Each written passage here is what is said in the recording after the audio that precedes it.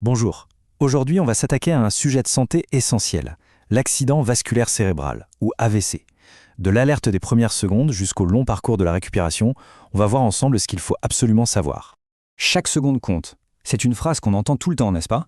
On pourrait presque croire que c'est une formule un peu toute faite. Mais quand il s'agit du cerveau, cette phrase prend tout son sens. Elle devient une vérité absolue. Chaque minute qui s'écoule peut vraiment faire la différence entre une bonne récupération et des séquelles permanentes. Alors allons-y. Pour pouvoir bien réagir, la première étape, c'est de comprendre exactement de quoi on parle. C'est quoi un AVC? Premier point, et il est crucial, le mot accident est très trompeur. Un AVC, ce n'est pas un coup du sort, pas un événement aléatoire, non. C'est en fait la conséquence brutale d'un problème qui couvait déjà, lié au vaisseau sanguin ou au cœur. Pour le dire simplement, c'est une blessure au cerveau causée par un problème de circulation sanguine. Et attention, il n'y a pas un, mais plusieurs types d'AVC. Dans l'écrasante majorité des cas, à 80%, on parle d'AVC ischémique. Là, c'est un caillot qui bouche une artère et prive une partie du cerveau d'oxygène. Les 20% restants sont des AVC hémorragiques. Une artère se rompt et ça provoque un saignement. C'est hyper important de faire la différence, car les traitements sont complètement différents. Bon, maintenant, on aborde la partie qui peut littéralement sauver une vie. Comment reconnaître les signes d'alerte? Les symptômes d'un AVC sont vraiment soudains. C'est ce qui doit alerter. Ça peut être une faiblesse qui n'apparaît que d'un côté du corps, un engourdissement soudain du visage, d'un bras ou d'une jambe, une difficulté à parler ou même à comprendre ce qu'on nous dit. Ça peut aussi être un trouble de la vue ou d'un coup, des étourdissements, une perte d'équilibre. Ce sont les signaux que le cerveau envoie pour dire que quelque chose de grave est en train de se passer. Pour se souvenir de ces signes, il y a un moyen mnémotechnique génial. VITE. C'est simple et efficace. V pour visage. On demande à la personne de sourire. Est-ce qu'un côté de son visage s'affaisse? I pour incapacité. On lui demande de lever les deux bras. Est-ce que l'un des deux retombe? T pour trouble de la parole. On lui demande de répéter une phrase simple. Est-ce qu'elle a du mal à articuler?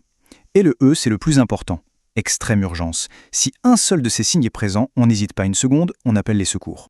Cette citation résume tout. L'acronyme VITE, ce n'est pas juste un petit test, c'est un véritable appel à l'action. La rapidité de réaction, c'est ça la clé. D'accord, mais pourquoi cette obsession de la vitesse? Pourquoi est-ce une telle course contre la montre? On va voir en détail ce qui se joue dans les toutes premières heures. Retenez bien ce chiffre, 4h30. C'est la fenêtre de tir, la période critique pendant laquelle un traitement pour dissoudre le caillot, la thrombolyse, a le plus de chances de fonctionner dans un AVC ischémique. Au-delà de ce délai, les chances de limiter les dégâts chutent de façon dramatique. Alors très concrètement, les choses à faire et surtout à ne pas faire. Le seul bon réflexe, c'est d'appeler les urgences. Point. Et même si les symptômes semblent s'atténuer, il faut absolument aller à l'hôpital. On n'attend jamais en se disant « ça va peut-être passer ». Et un détail capital, un AVC peut être totalement indolore. L'absence de douleur ne veut absolument rien dire. Une fois que l'urgence médicale est passée, une nouvelle épreuve commence. C'est le début du long chemin de la récupération. L'une des conséquences les plus visibles, c'est l'hémiplégie. C'est la paralysie de toute une moitié du corps. C'est assez logique en fait. Le cerveau gauche contrôle la partie droite du corps et le cerveau droit contrôle la partie gauche. Donc une lésion d'un côté du cerveau va impacter le côté opposé du corps. Mais, et c'est un message d'espoir fondamental, le cerveau est un organe incroyable. Il a cette capacité à se réorganiser, à créer de nouveaux circuits pour compenser les zones qui ont été endommagées. C'est ce qu'on appelle la plasticité cérébrale et c'est la pierre angulaire de toute la rééducation. La récupération, c'est un vrai marathon. Ça commence par une phase de récupération un peu spontanée, dans les premiers jours. Ensuite, pendant des mois, c'est la rééducation intensive qui va amplifier ce mouvement naturel. Et enfin, sur des années, la réadaptation permet de continuer à s'adapter et à faire des progrès.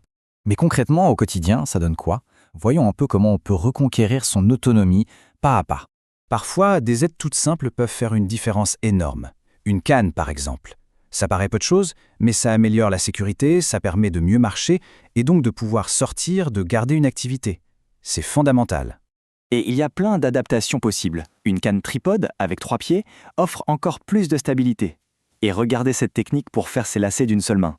Ce sont toutes ces petites astuces du quotidien qui, mises bout à bout, permettent de regagner son indépendance. La récupération n'est pas qu'une affaire de physique. Il faut aussi parler de l'impact psychologique, qui est énorme. Jusqu'à 1 personne sur 3 ayant subi un AVC souffre de dépression. C'est une complication très fréquente qui doit absolument être prise en charge, car elle peut mettre un vrai frein à toute la rééducation. Et on termine sur une note très positive. Il faut retenir ça, il n'est jamais trop tard. Des études le prouvent. Même des années après un AVC, un programme de rééducation bien mené, même en autorééducation, peut encore amener des progrès. L'amélioration reste toujours possible. On arrive au terme de cette analyse. Au final, connaître les signes et comprendre l'urgence, ça revient à avoir le pouvoir de changer radicalement l'avenir de quelqu'un.